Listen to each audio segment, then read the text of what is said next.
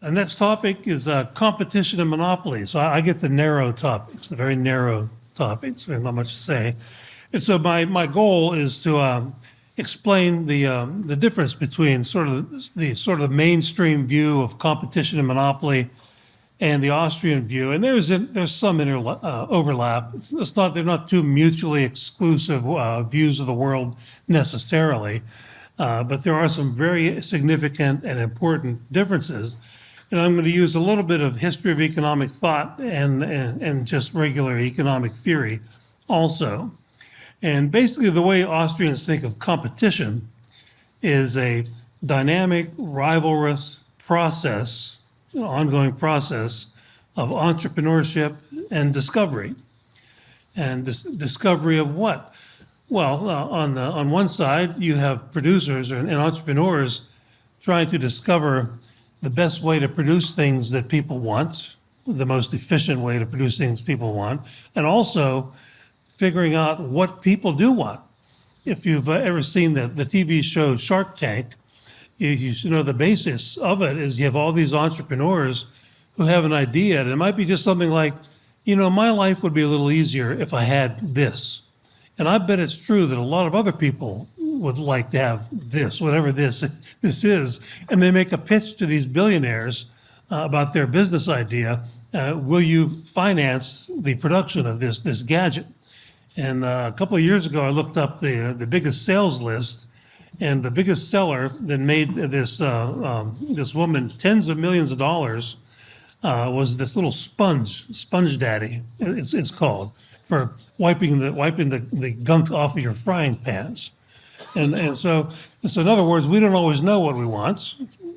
Sometimes it has to be brought to our attention that your life could be made better or at least easier with this product. And that's discovery. The market is a discovery process, and sometimes it doesn't work. If I had the brilliant idea that people would like to play tennis with cast iron tennis balls, that's probably not that would be a discovery process, wouldn't it? You'd discover something, but I wouldn't make any money doing that. So this isn't to say that the market, people always succeed in the market, but that's how we find out that the process of competition is how we succeed in finding out what we do want and what is the best way to serve customers. And so, and it's a dynamic process. It's always ongoing. That's the thing. Now, to bring in a little history and history of economic thought, at the time in America, we had the very first antitrust laws, anti-monopoly laws. The very first federal law was called the Sherman Antitrust Act, named after Senator John Sherman, who, by the way, happened to be the brother of the famous General William Tecumseh Sherman. They're both from Ohio. And so it's called the Sherman Antitrust Act. And there was a merger wave. There were a lot of corporate mergers in the 1880s, from 1880 to 1890. And in one of my articles that was published many years ago in a journal called Economic Inquiry, so July 1988, I was only 3 years old at the time. It's called Antitrust and Competition, Historically Considered.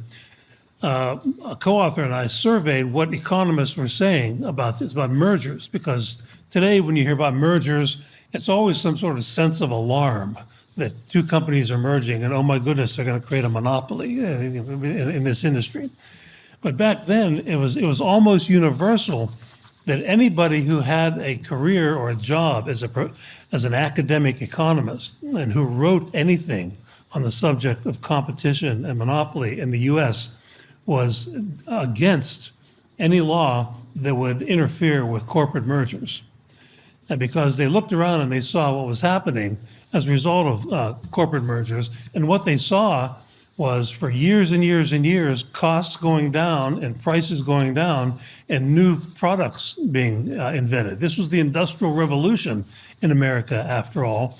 And there was a period of deflation during the era, basically at the end of the American Civil War, 1865 to the turn of the 20th century. So they were not alarmed at all about monopoly being created by mergers. In other words, they thought of competition like the Austrians always have, a dynamic, rivalrous process of entrepreneurship and discovery. And so they weren't even, you didn't need to call yourself an Austrian economist. That's just how all economists thought of competition back then. I'll give you a few examples. The American Economic Association, the big organization of academic economists and other economists as well. One of the founders was Richard T. Ely, who taught at Johns Hopkins. And he was a big statist, progressive, famous progressive. Here's what he said. He said, large-scale production is a thing which by no means necessarily signifies a monopolized production. John Bates Clark, whose name is up on the building somewhere, I forget exactly where John Bates Clark is. You see all these names he's pointing to over there. He was a co-founder of the American Economic Association. And he said that the notion that industrial combinations would destroy competition should not be accepted.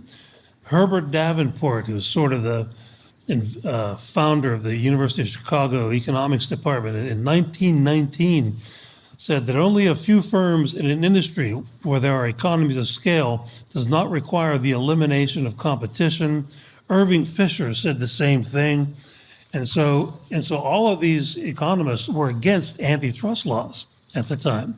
And the argument that my co-author, Jack High, and I made in this article was that the reason for that was that they viewed competition like the Austrians today viewed it, as dynamic, rivalrous, ongoing process of discovery and entrepreneurship. And they saw the results of this process as being all good. Okay, so that was all very good. And furthermore, at the time, I did a research project, another research project of mine, in that I noticed that all the textbooks on antitrust at the time and competition and monopoly, they all told the same story, that there was some sort of magic moment in America around 1890 where there was rampant monopolization.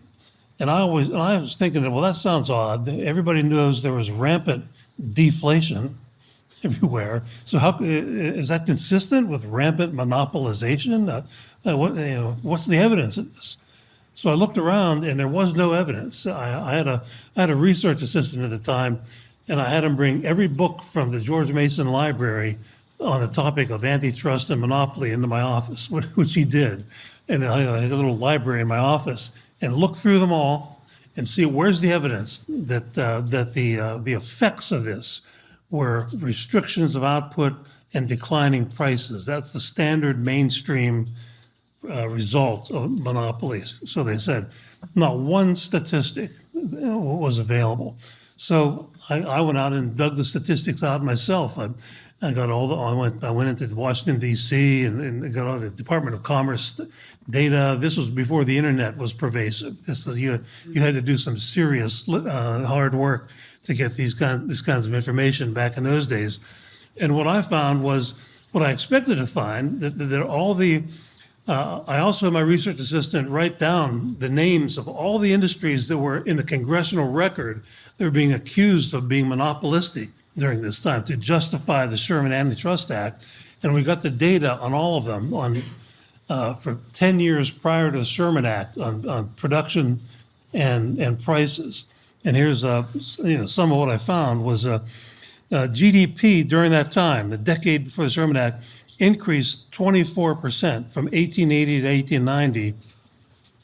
But those industries that were being accused of restricting production to create monopoly increased production by 175%. 175% versus 24% was the GDP in general. So these are the most rapidly growing and expanding and entrepreneurial industries in the whole country, and they were being targeted as monopolies. Well, yeah, they were gaining market share because what they were producing, people wanted it, and it was cheaper and cheaper. John D. Rockefeller kept selling refined kerosene cheaper and cheaper and cheaper for decades. For decades, he forced the whole industry to cut their prices for 30, 40, 50 years. That's how he became so rich. And the same thing for prices. Looked up prices, there was deflation. The consumer price index, according to the government, fell by 7% from 1880 to 1890.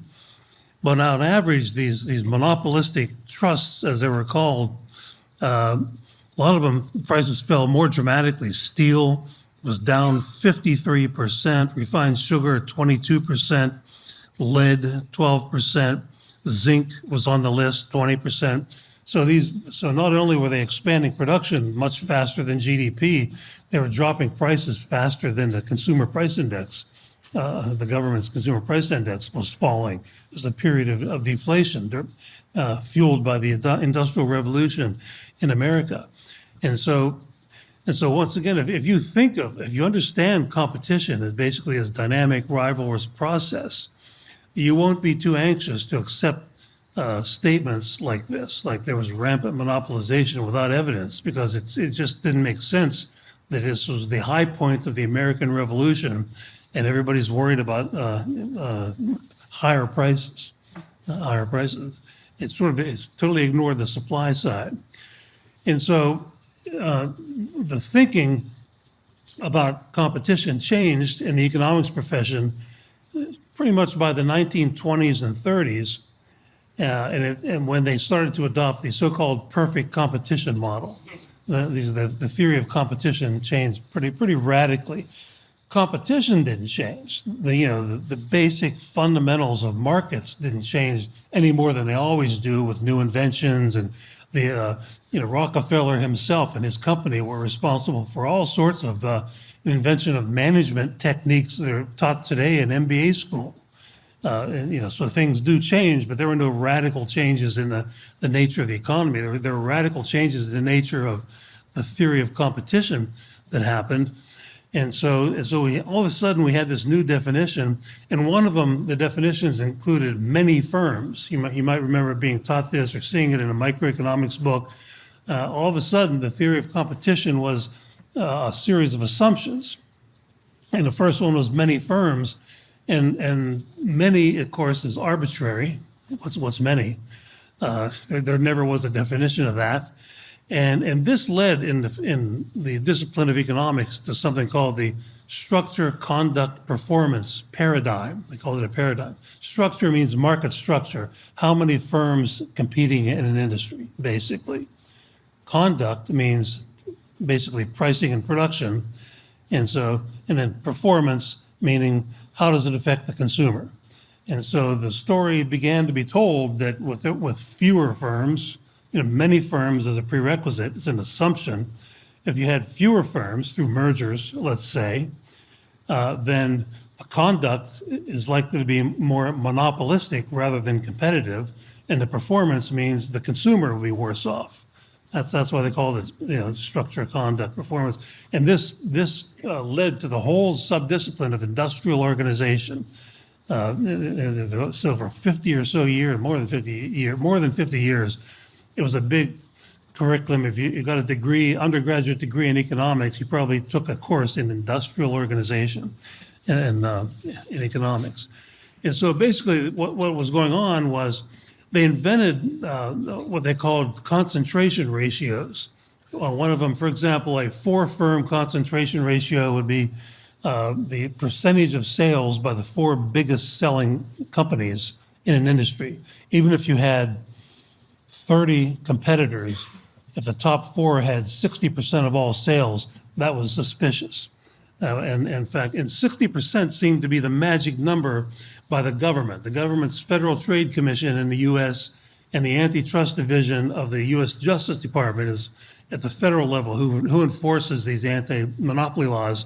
And I've read hundreds of their studies and about their lawsuits.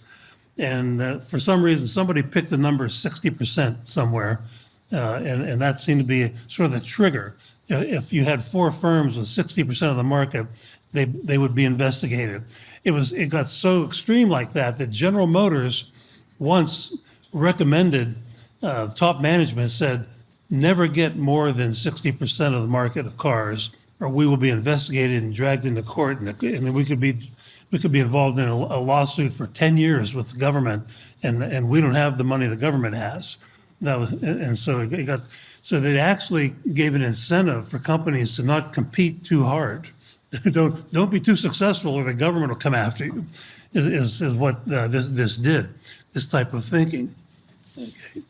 And that eventually was changed, and they basically assumed that collusion was happening. If they saw 4 firms out of 30 or 40 with 60% or more of the market, then they would just assume that, well, they must be colluding somehow. There's something underhanded going on. But it took a long while for the mainstream to challenge this. And the challenge came from mostly from University of Chicago economists. The Austrian economists always thought this was baloney, never really accepted this. But the mainstream, it was the Chicago economists who started thinking more like Austrian School economists about the dynamic nature of competition, and started thinking that, well, maybe there's a reason other than collusion that these 4 companies are the most successful.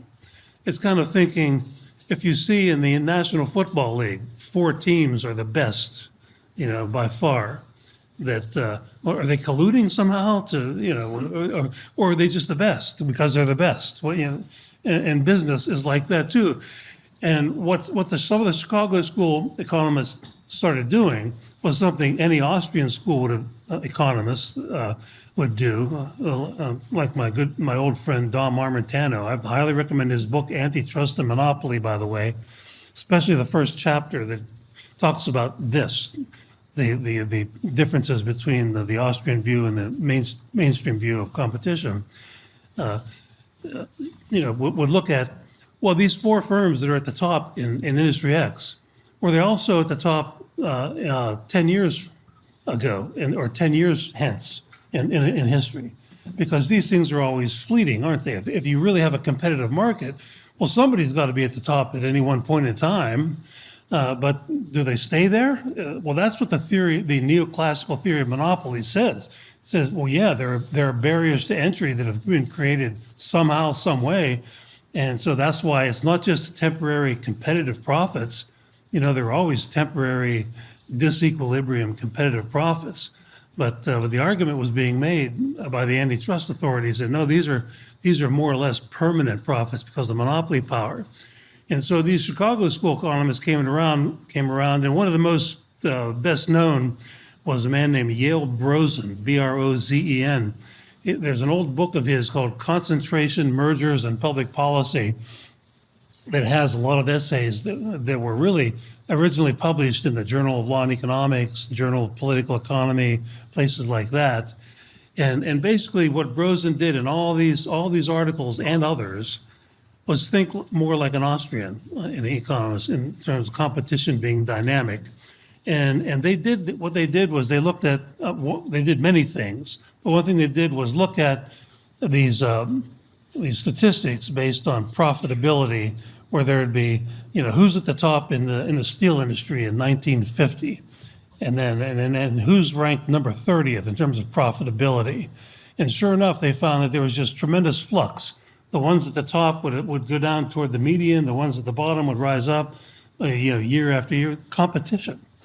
And that eventually really broke the stranglehold that sort of the Harvard and MIT way of thinking about competition, which is who had a big part in inventing this theory, held on that.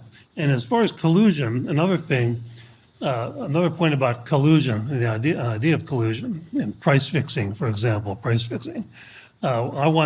Years ago, I once had a consulting job for Coca-Cola. A co-author and I had written some articles on the economics of recycling, and so we did a consulting project for Coca-Cola, and we had a meeting with some executives of Coca-Cola in Washington, D.C., and there were people from Pepsi in the room. And it was nothing, there was no conspiracy or anything like that, but they had their lawyer come and hand out copies of the antitrust laws to everybody so that they could say, if anybody found out that there were people from Coke and Pepsi in the same room, that they could say, well, we knew what the law was, we weren't trying to break the law here, we handed this out, doing that. But anyway, as far as collusion goes, there's a famous statement in Adam Smith's Wealth of Nations. I can paraphrase it. He says, business people rarely get together, even in merriment, but the conversation does not turn on some kind of conspiracy against the public. And he was referring to a price-fixing conspiracy. Then the very next sentence in The Wealth of Nations says, I can paraphrase again, but it would not be consistent with liberty and justice for the government to do anything about it. In other words, say if you and I are in business and we're the only two businesses in town selling cell phones, and we get together and say, well, we're selling them for $500, let's raise our prices to $750. Well, it's our private property. Nobody can force you to pay $750. You can tell us to go play in the traffic. It's our business, and it's none of your business to call in the cops and have them arrest us and fine us and put us in jail for trying to sell our private property peacefully on the free market. Adam Smith didn't say that. I said that. But that's what he was saying, though. That's what Adam Smith was saying in The Wealth of Nations. And Murray Rothbard often made a point like this, that a lot of the mainstream economists claim to be value-free in their analysis. But when they did this whole type of analysis, they weren't being value-free. When they advocate antitrust regulation, they're saying, among other things, we don't agree with the protection of property rights in this area. We think property rights should be nullified in this area because we have a theory that says, one group is unhappy. Consumers would like cheaper stuff. Okay, well, too bad. That's reality. Everybody would like cheaper stuff. And so in other words, it's not value free. And Murray's position was always not that he objected to this type of language, but just be honest about it. Just come out and don't preach to us how value free you are while you make value judgments in your analysis. It's inconsistent. Okay. Another assumption, in the history of the theory of competition was homogeneous products. They made this up too. Homogeneous product. Everything's the same, and this is what led to the monopolistic competition revolution in economics. Joan Robinson and Edward Chamberlain were two British economists who invented the theory of monopolistic competition, which I always thought was an oxymoron, kind of like jumbo shrimp or military intelligence. The one word is the opposite of the other word, monopolistic competition. And this theory of, if I'm a tire salesman and everybody's tires are black, that's good, homogeneous product, that's competitive. I paint a little white line around my tire, I'm a monopolist, because nobody else has tires with a little white line around it. And the British government actually took this seriously for a while in the 1950s and started proposing that housing developments have all the houses be identical. In housing developments, the Japanese proposed making one national car at one point in history. And they gave up on that idea, obviously, but that was something they come up with. And so, and part of the economic rationale for this, in defense of this, and some of the theorists will tell you, well, the reason we have these unrealistic assumptions, like homogeneous products, many firms, is that we're building a model and the only thing that matters is, does the model explain and predict? But that's not what happened in the real world. In the real world, both economists and the government authorities took these as guides for policy. They didn't just look at it as a way to help model building in academia. And so there were all sorts of regulations proposed and enforced about this.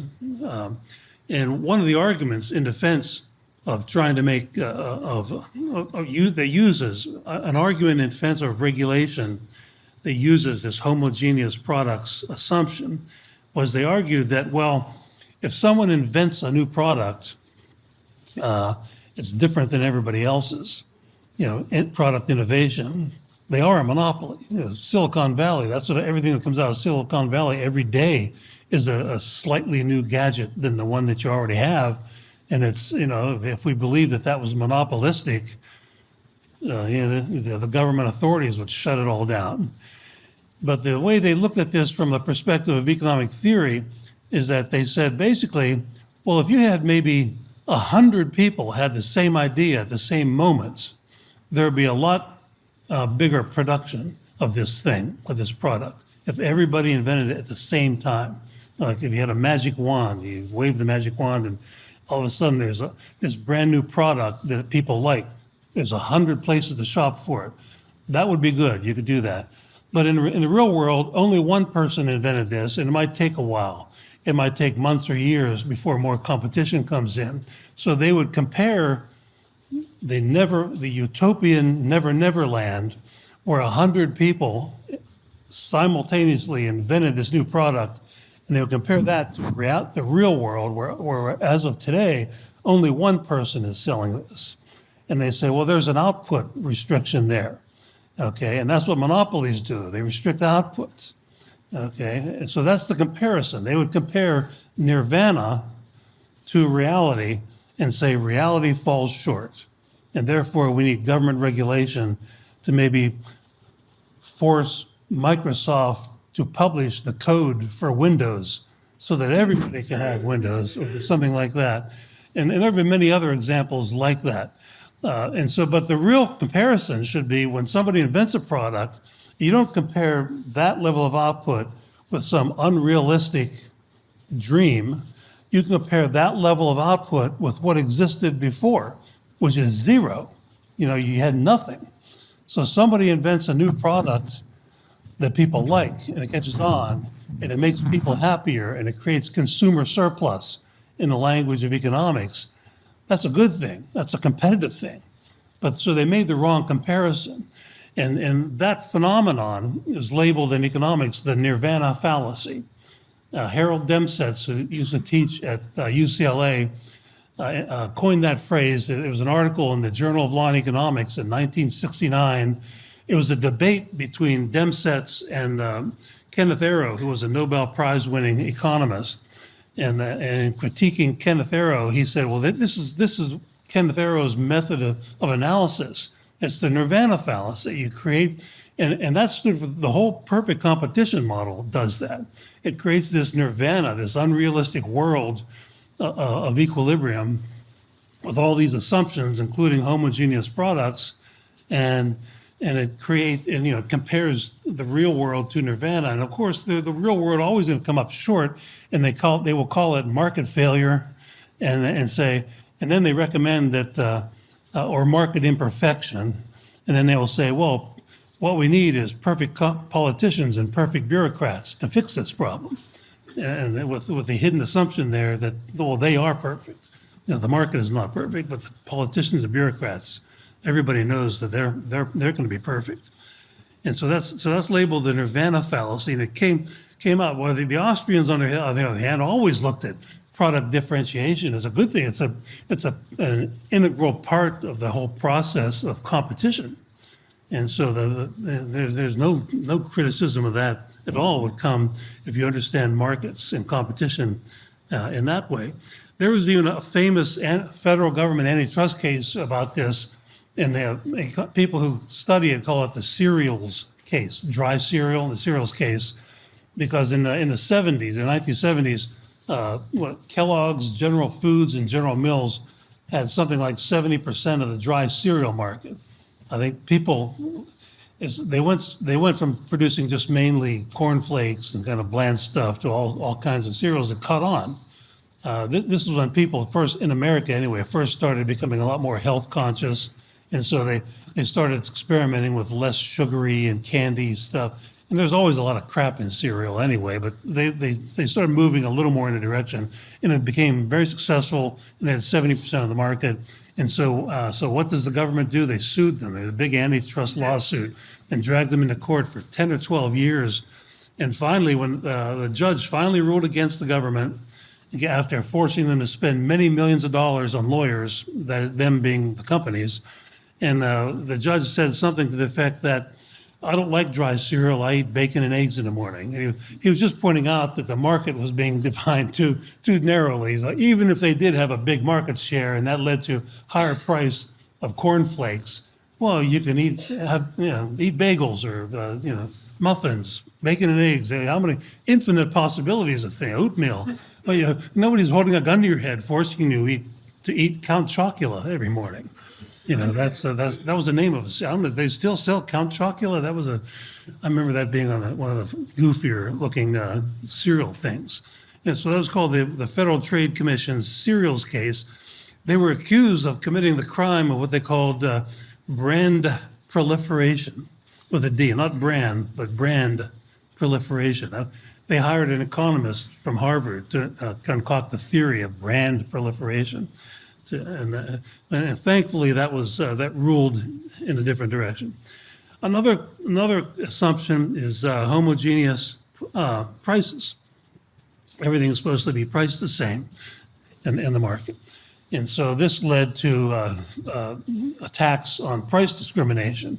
One of the federal antitrust laws, the Clayton Antitrust Act in the U.S., says that it's illegal to charge different prices for what are called the goods of like grade and quality. It's not enforced that much anymore. This was this is sort of a history of economic thought lecture in part.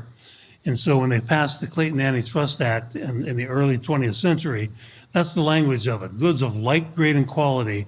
You cannot, if you sell it in Cleveland and you also sell it in Miami, you have to charge the same price, or you could be in trouble. The government could. But of course, there are a lot of reasons why you might charge different prices. How many close substitutes are there in Miami compared to Cleveland? How many competitors? How easy would it be for competition to come in these places? There are a lot of reasons why you would have a market would have different prices. Places that I've lived, I've lived in a number of places where when a new restaurant opens up in town, it's very typical that they have great deals. A new pizza place opens up, and they put coupons in everybody's mailbox to get a large pizza, a sub sandwich, and a 32-ounce Coke for $5 or some ridiculous, not $5, I mean $10 would be a great deal for something like that even. And they'll do that for a couple of weeks maybe, or a month, just to get people to come in and try the new pizza place. And then they charge what everybody else charges. So and I could stand up here for all day, reciting examples off the top of my head of why you would see different prices everywhere for like this. But that was a part of it too. And of course, that also led to the theory of predatory pricing. There's a sort of a folklore that the way monopoly is acquired is you charge a really low price, so low it's below your cost, and you lose money on purpose, maybe for years. And then you drive all the competitors out of the market.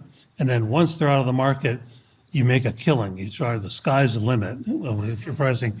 I used to teach MBA classes in Loyola University in Baltimore, and I always had a bunch of engineers from Black & Decker in my classes, and McCormick Spice Company executives getting an MBA degree. And I asked them, they asked me about this, and I said, well, what would your boss do back at Black & Decker if you went to him and said, well, here's what I learned in MBA school that you are paying for, that, if we have this drill, carpenter's drill, it costs us $60 to manufacture, and we start selling it for $20. It might take 3, 4, 5 years of losing money, but once we did that, we would own the market and we could charge $500 for this. And they all just laughed and said we would be fired on immediately, or if not, they would certainly not pay for another day of MBA school if that's what the kind of nonsense they thought we were being taught. But that's the theory of predatory pricing that came, was a derivative of this way of thinking. And then there's the whole business of output restriction that comes from the theory of perfect competition.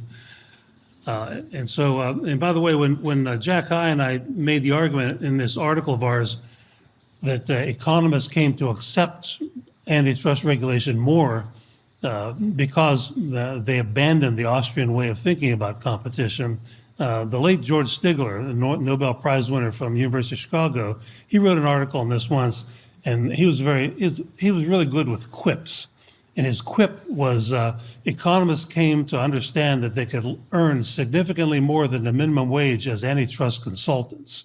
That was his reason. Our reason was no, there's an intellectual reason. That might be true, but there's an intellectual reason also that's attached to that. Okay. And output restriction, even if there's a reduction in output compared to some certain level in one industry, well, the land, labor, and capital and everything, and technology and everything else that would have been used goes somewhere else. So there's an expansion of production somewhere else in the economy. And so you can't universally say that any kind of monopolistic activity that, attempting to form a cartel or restricting output restricts output in general. And of course, the thing that the mainstream economists are concerned about is if there is a reduction in output in one industry to try to force prices up, it reduces consumer surplus, harms consumers, but it enhances consumer surplus somewhere else at the same time. And so you can't say it's harmful to consumers. These consumers here might be a little worse off, but these ones over here are better off. And I was at a conference once, an economics conference on antitrust, where there was a representative from the Federal Trade Commission who was bragging about what they were doing at the time.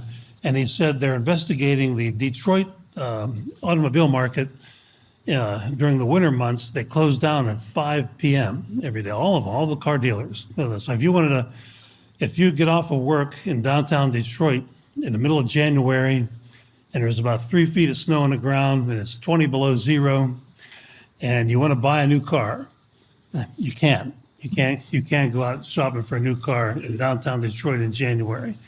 And so they were investigating that because obviously that's an output restriction. They all colluded to shut down and reduce their hours. And he was forced to sit down and shut up.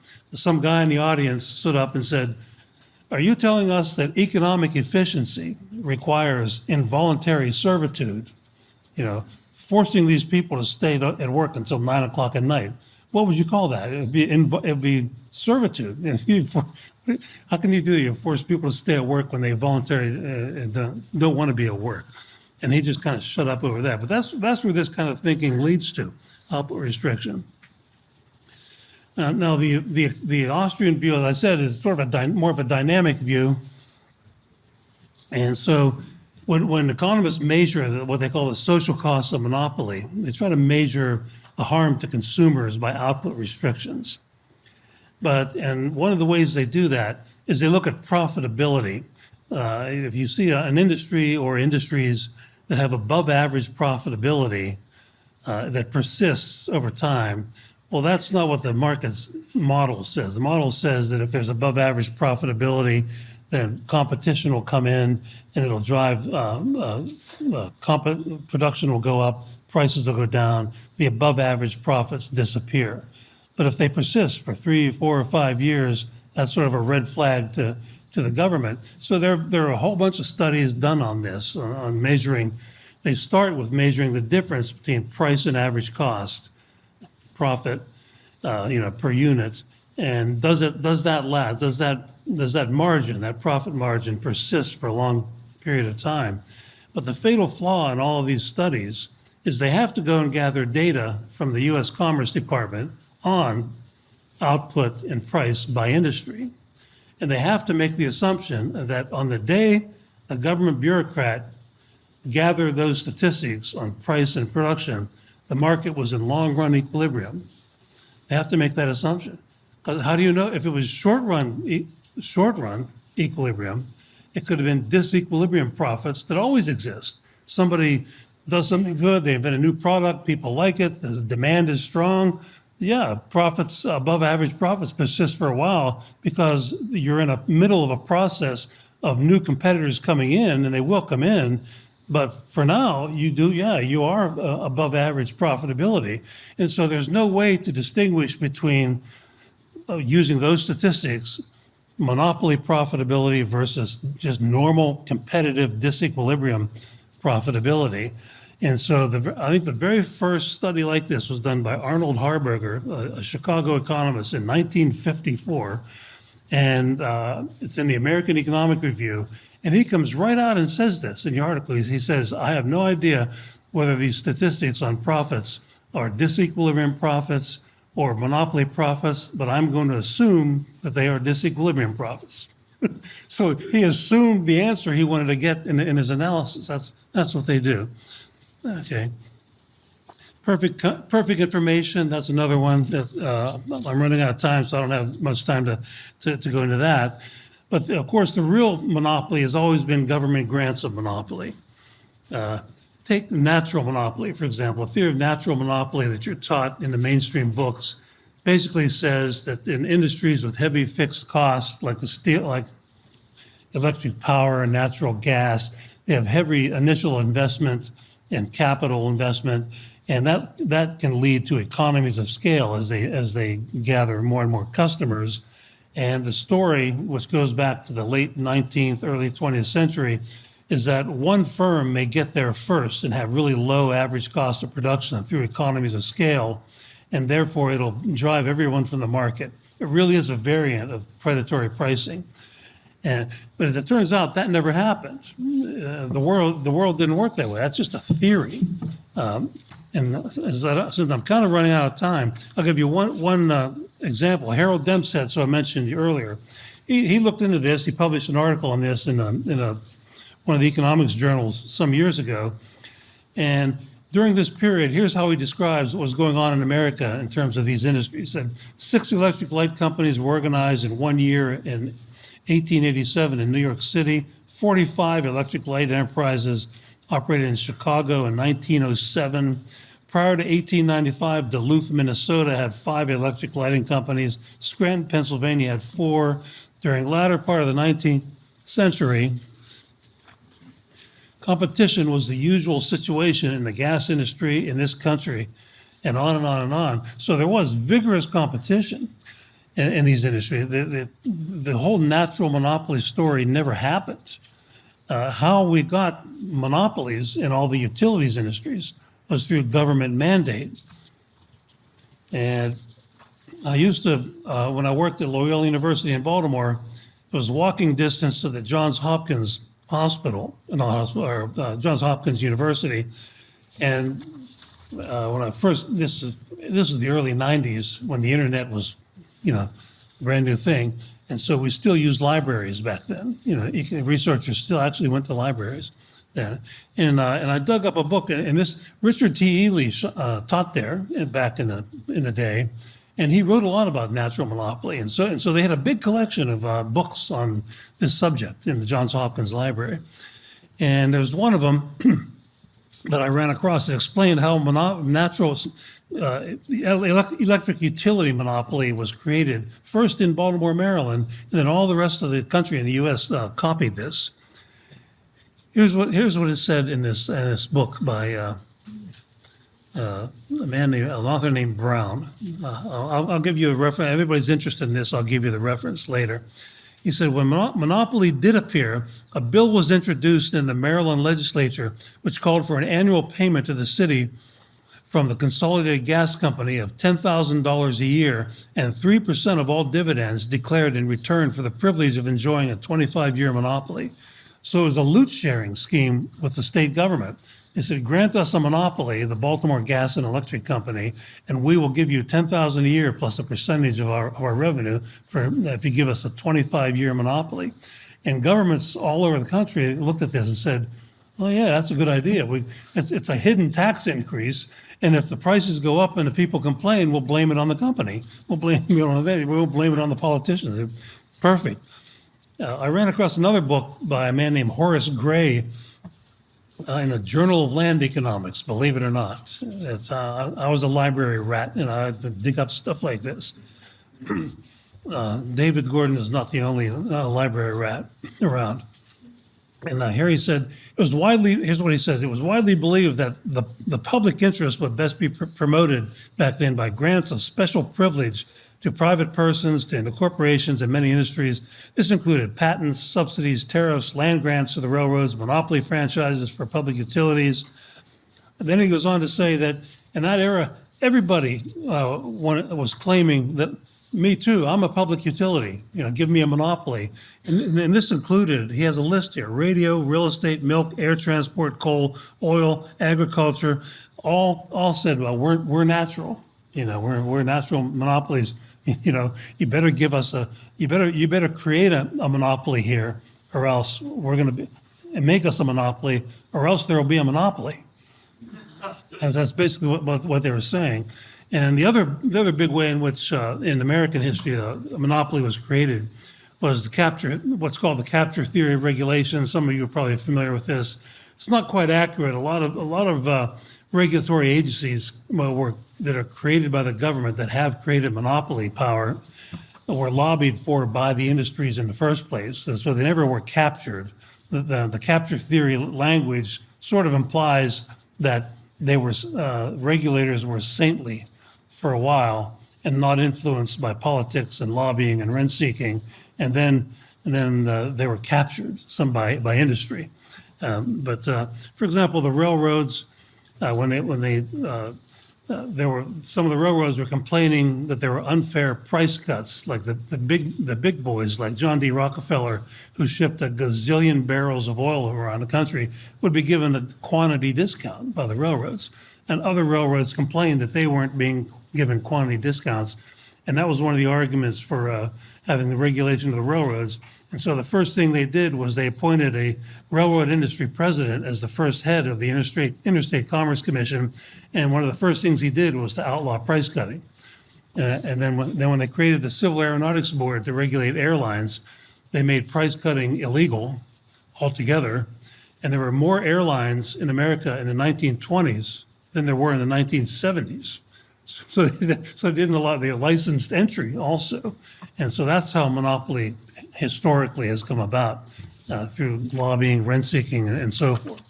Okay, and I'm about out of time, and I'm going to have to say that that's my story for now, and I'm sticking to it. And I'd be glad to answer questions out in the hall or something later on, anytime during the week about this. So thank you. I only saw one person fall asleep over here somewhere, so that's a good job. It's afternoon.